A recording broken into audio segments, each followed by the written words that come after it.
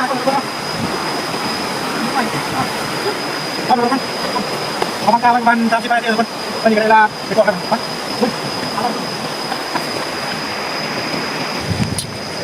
ภารกิจเอาทุกคนคือไปวางแนวรอปลาเนาะคือเขาจะได้หวานแหขอใส่หมวกแป๊บนึงมันทุกคนลังสีเห็ดทั้งชาเนาะมีลำมีห้ำเนาะไปทางเราเลยอาทิตย์นั้นทอดลำกินตัวนี้ก็ได้ทุกคน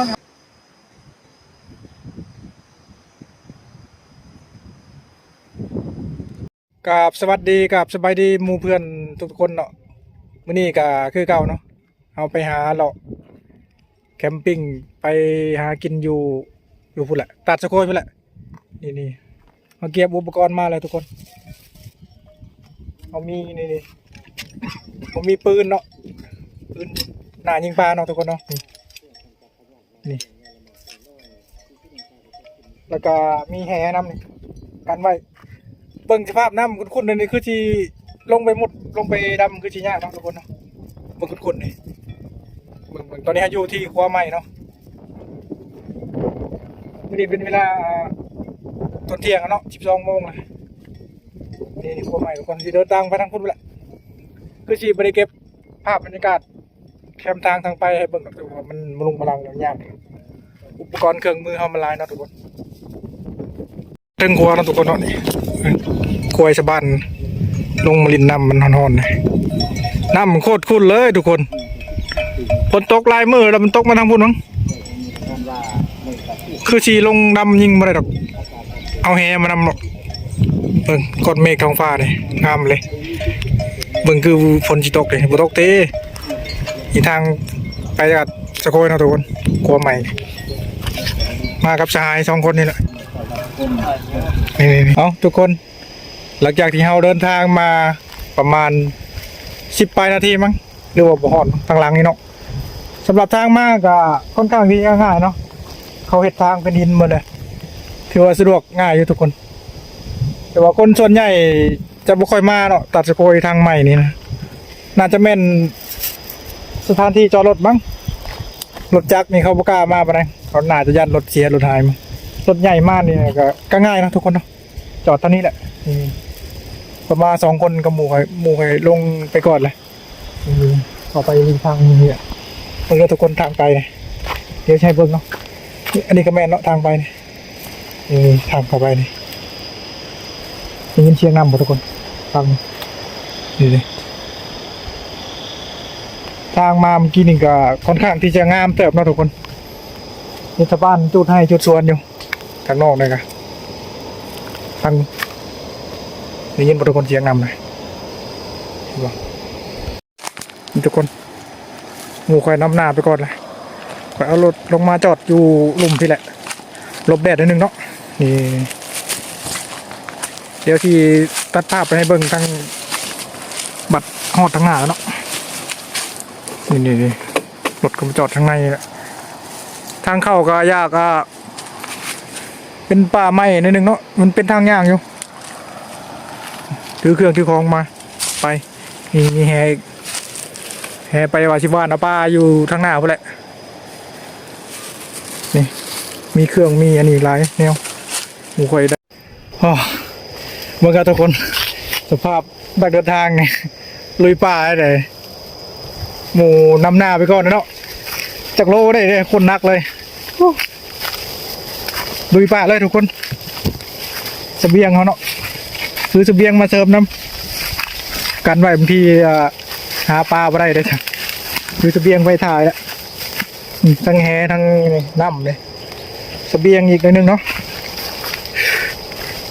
หมูกระทือไปนักเติบเนาะทุกคนฉี่หอดแล้วทุกคนเห็นบ่โอ้น้ำโคตรขุ่นเลยน้ำบ่ขึ้นหรอวะนี่วะนี่ทุกคนทางมาเขาจากยากกันวันนี้แหละเนี่ยก็ค่อยๆลงนี่แหละค่อยไปค่อยมาเดี๋ยวเ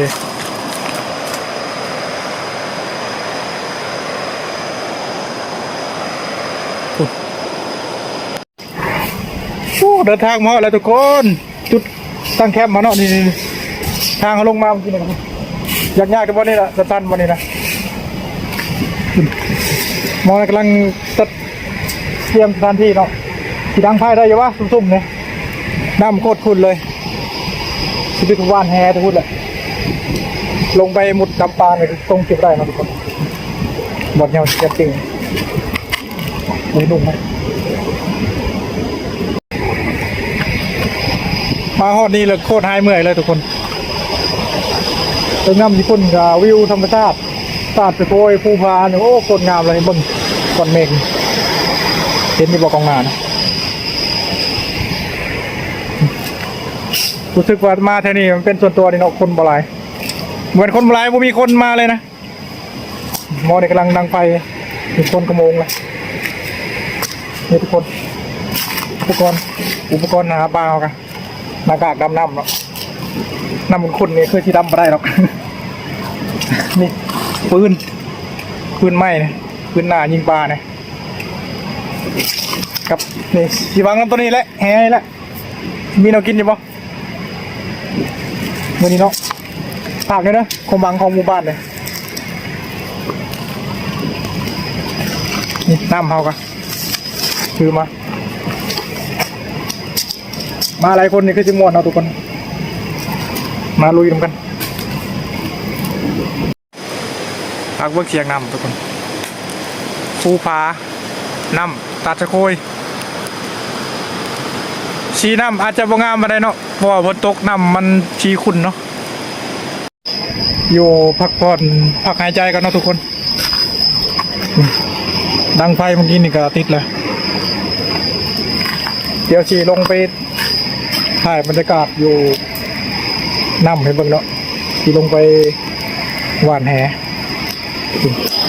มอนันเนี่ยกำลังเตรียมไม่ฟื้นก็ไฟก็หาเก็บมาให้เนาะมืดลายเนาะ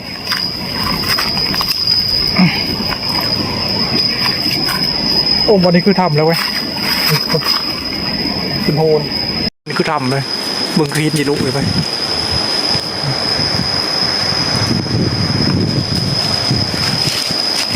กองไฟเอากัน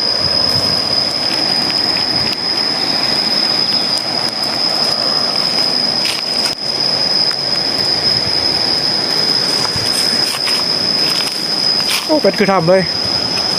งดงาม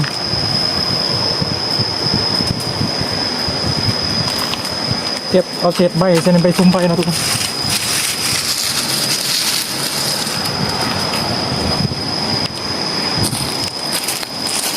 ไฟมาแห้งวะนั่งพักผ่อนกันเนาะทุกคนเนาะกำลังกะเกียมอาหารเที่ยงนี่ต่อครัวเพิ่นก้อนเมฆโคตรงามเลยหวังว่าพ้นขึ้นยังคือชิมบตกเนาะ บอกกับจากที่อ่างกันหนึ่งขอโทษขออภัยอะไรทุกคนมุมงามๆอยู่ทั้งลุ่มเพิ่นเนาะทุกคนทั้งลุ่มช่วงนี้มันจีเข้าหน้าฝนแล้วฝนตกพักผ่อนกินน้ำเย็นๆวันหยุดเสาร์อาทิตย์พาครอบครัวมาพักผ่อนคลายเครียดเนาะ เมื่อจากเวียจากงานมาหาแคมปิ้งหาปูหาปลาเนาะหาเครื่องดื่มหรือว่าอาหารกันกินมากินข้าวป่ากินข้าวแคมป์น้ำโอ้โคตรสุดยอดเลยทุกคนหายเมื่อยเลยที่เวียกเมื่อย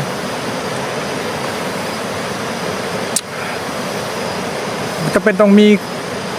เครื่องดื่มมึนเมาเองกับเครื่องดื่มน้ำบอกน้ำหวานน้ำนี่ก็เอามากินก็โอเคแล้ว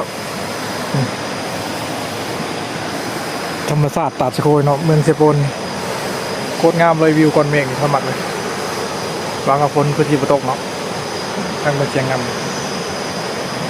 มีอุปกรณ์เรามีแหมีมองมีแห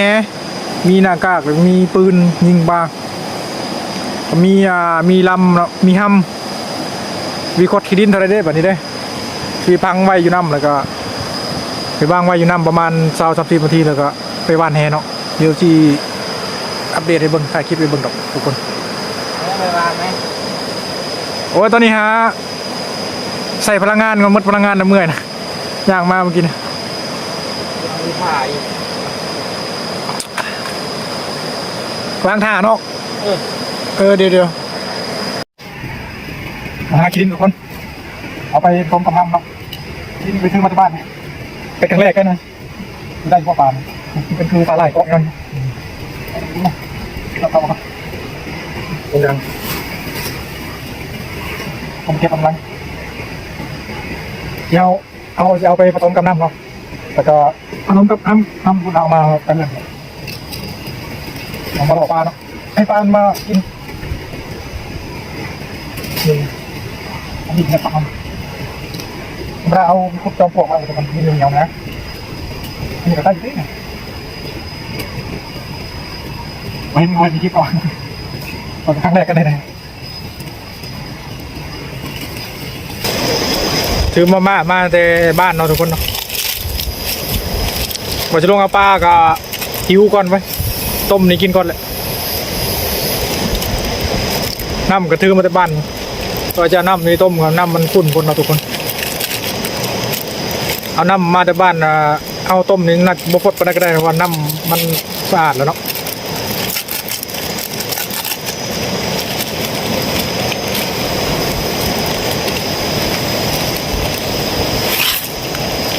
กินมาโอ้ลืมใส่หมวกภารกิจเอาทุกคนคือไปวางแนวรอปลาเนาะเพื่อเขาจะได้หวานแหขอใส่หมวกแป๊บนึงมันอากาศร้อนแป๊บนึงทุกคน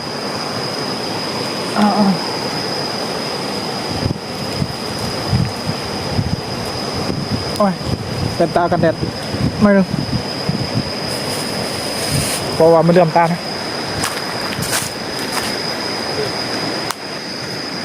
กล้องจะสั้นนึง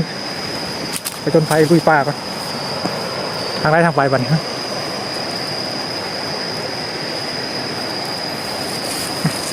ตัวเป็นคนนำเลย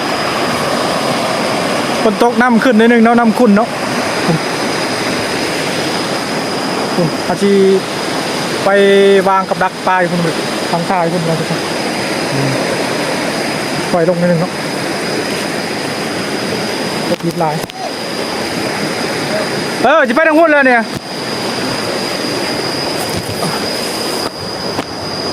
โอ้วันนี้ก็คือจิมออยู่ด้วยเว้ยโคตรงามเลยตอนนี้เป็นหินโดนหินดานหินใหญ่หินน้อยนะทุกคนท่านั้นปะมีหม้อนำนิ่งๆเลยนี่มันปานหมักอยู่บนนำไรปะข้างหน้าเป็นยังคุณเนี่ยล่อ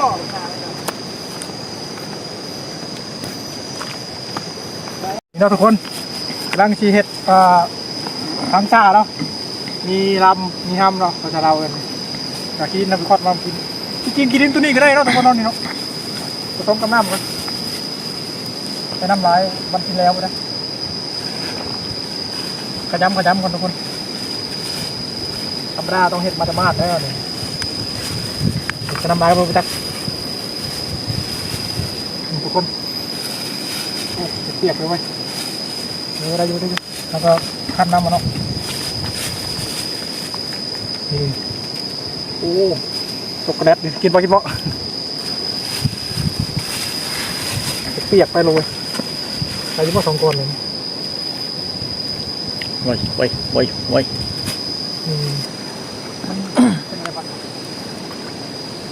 เหยียบพินนะชื่อเอาสักนิดหนึ่งข้างกลางเลยชื่อหินนี่เนาะแล้วมีไม้ปักมันยืดยุกยิดตอนนี้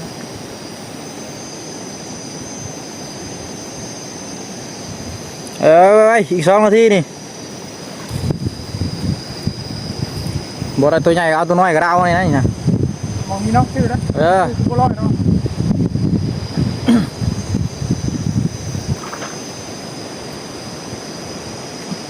มันก็หยุดคลิปในปักเลยถ่ายไม่ตัวนั้นก่อนหยุดคลิปก่อนชอบกูไปให้พูดจังไทยบ่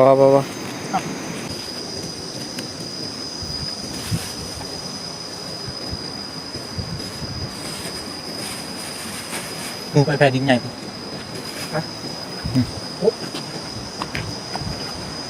ใกล้กันเลยวะ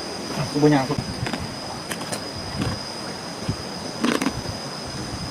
แล้วปะ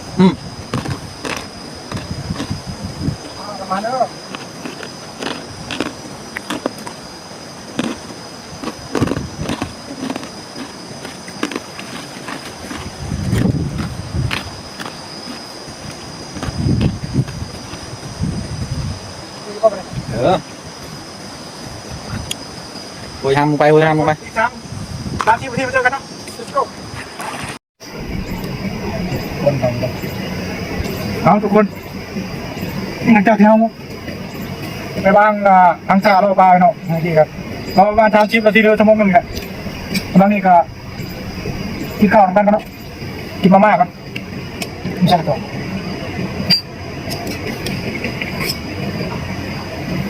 อะไรคิดมุดน้ำดำปลายิงปลานี่คือชีมาส่งชีบ่ได้เนาะทุกคนเนาะน้ำมันขุ่นแห้งเลยพวกเลยแดงแป้งลงไปเห็นยังเลยกินหนึ่งคนเนี่ย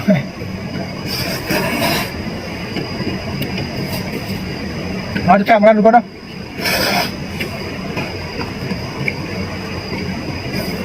ทานยังครับ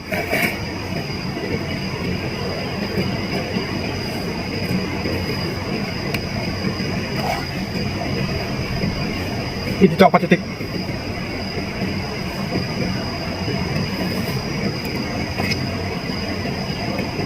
มาม่าตัวนี้ชิ้นยอดร้ายแซ่บไรถูกกับบรรยากาศแบบนี้โอ้หายากครับความสุขของทุกคนนี่สรรหาได้สรรสร้างได้ทุกคนจะเป็นต้องมีเงินมีกำไรเอาหาได้ตามนี่แหละได้ทางแสวงหาเนาะไปเที่ยวไปตามธรรมชาติก็มีความสุขได้นะผ่อนคลายนะ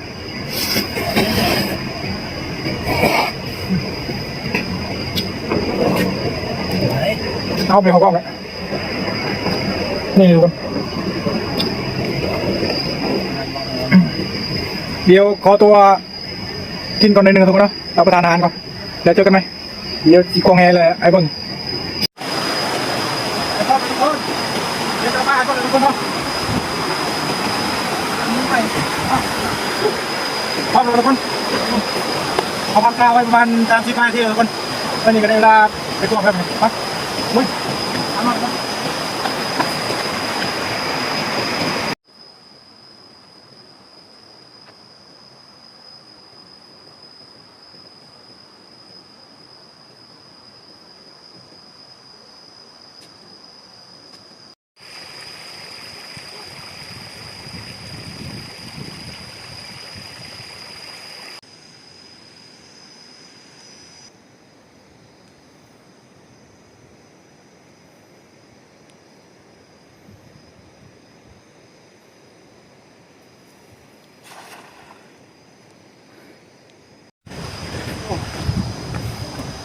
ทุกคนโอ้ยโหนี่พลาดเลยแก่ง ขาดบักใดอ้าวลุดออกมึงเอ้ย ปลามีอยู่เว้ย นี่ แหวแตกโอ้ยไอ้คนนี้นะโอ้ยไอ้พ้นเลยทางชาเปล่าๆขี้ความตีก่อน มันรุดไปลาเติมเอาดีๆแม่ กูแกงเขาแทกคนฆ่าหนึ่งนึงล่างแห้งหมดแล้วแกงมาต้อง เดี๋ยวสระมันก่อนมีอยู่ป่ะเซียนมันก็เลยนี่คนงานของมันโตบักใหญ่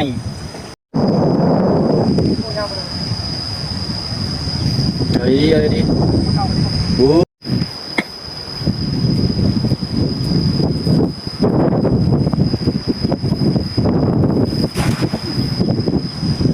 มาแค่นี้โอ้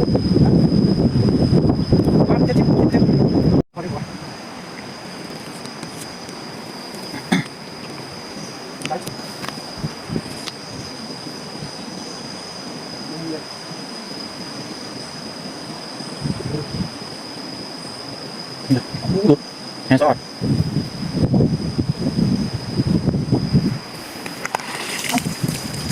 เดี๋ยวรูปไปแค่นี้อู้รูปยังไงดูงามเลยงามเลย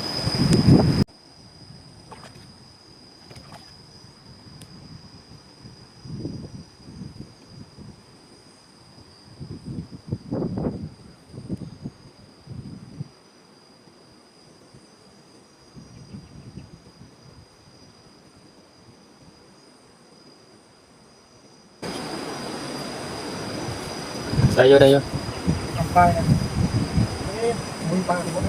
vô đây vô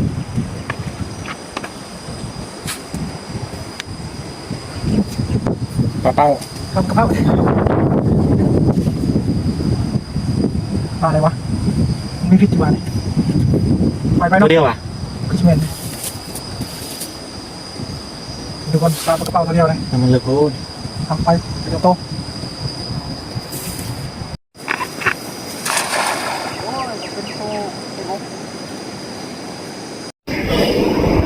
ลงดำมาได้ครับทุกคนดำมันขุ่นพ่นน้ำแดงพูดลงไปบ่เห็นเมียงเลยเนาะกวางแฮกะว่านแฮก็มาแตกครับ ปลาตื่นปุ๊บไปหมดเลยพังตาเมื่อกี้นี่ปลาลายเนาะ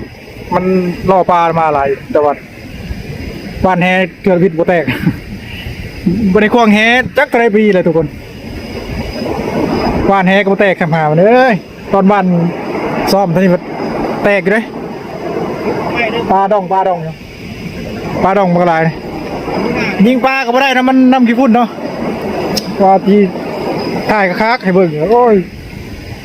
มุดลงไปปานคนตาบอดกูเห็นเมียงเลยแดงแจ๋งมันยัง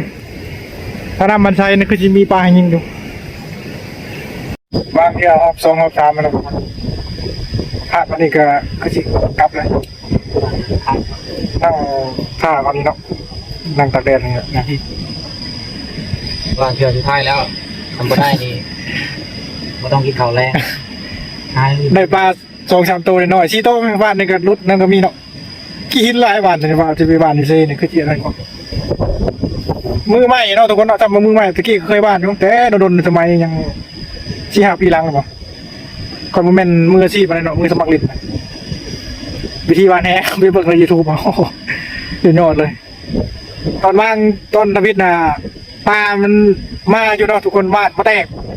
วาดเป็นรูปตัวไอ้นี่นอน ได้2-3ตัวน้อยเนี่ยโอ้ยวัวตะคองตัดเรียงระเบียบแฮบดีเนี่ยผิดพลาดใหญ่เลยโอ้เราเอาขี้ดินขุดขี้ดินเหนียวอยู่แถวนี่แหละขี้ดินบนนี้มาผสมน้ำผสมน้ำผสมนั่นแล้วก็วางเนาะวางไว้ประมาณ30-40 นาทีแล้ววาดโอ้ที่ได้วาดให้แตกสั้นได้เลยผู้ศึกษาข้อมูลมากขนาดไหนใน YouTube นะนี่กำลังที่เกียมไปวาดห้องปลาเก่าวางกับดักเลยปลาเก่าปลาหน่อยๆซ้ำนี่นะชมนิ้วมือนิ้ว1 2 นิ้วเนี่ยเป็นมือสมัครเล่นนะทุกคนนะทริปนี้ก็โอ้รู้สึกว่าโอเคอยู่นะม่วนอยู่มาตัวนี้ถ้ามันมาได้พักผ่อนนะมาเคลื่อนยังไงเสียงจักจันนำไรธรรมชาติภูผาป่าไม้เจ้านี่ก็ดิ้นโลดเนาะคือจะมีสวนสะพานครับอยู่ทางนี้ที่ถ่ายคนคนนึงโอ้โหเวลา3 โมงเรา4 โมงกับดักหอบ2เนาะทุกคนมาลบแดดอยู่คีนนี่แหละเอาไปทางเข้ามาเมื่อกี้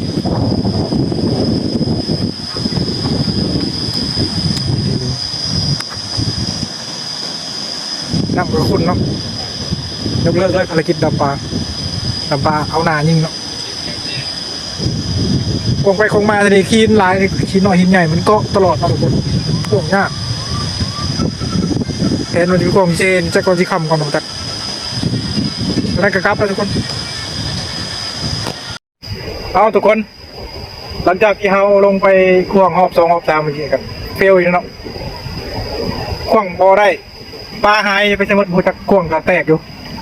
มีแต่ที่ขอโต้กลับแล้วเหมือนกันเมียนเครื่องเป็นของเสบียงตอนนี้ก็พายุมากก็